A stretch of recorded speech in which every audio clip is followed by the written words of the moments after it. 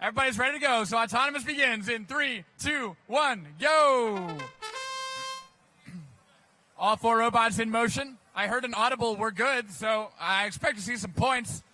Red Alliance, I see 6007X moving into that corner for the 20-point load. Oh, they don't quite get it off. A little bit misaligned.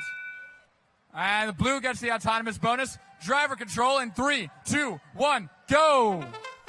Blue Line's taking the autonomous bonus on that 10-point mobile goal.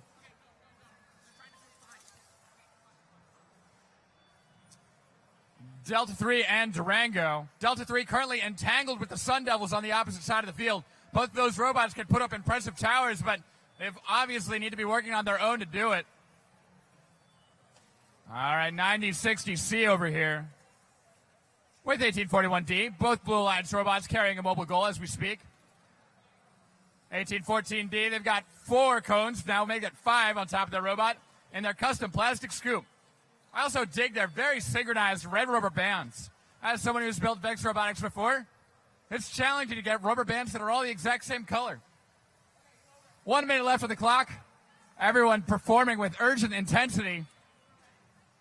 Our team from Durango now at their loader, building as tall of a stack as they can. Wow, 1814D consistently with those tall towers in that 20-point zone. Well, there's a reason why they're seated in elimination position. 9060C from Durango, their alliance partner, quite a tower of their own. 30 seconds left on the clock. Meanwhile, on the opposite side of the field, that's the Sun Devils trying to build that tall tower. About 7 high. 25 seconds left.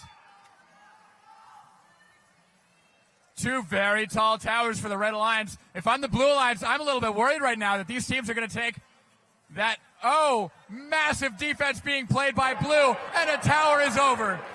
Blue robots completely stopping red robots from getting to their destinations. This is going to be the match. That last-second defensive play by both Blue bots, and it's over.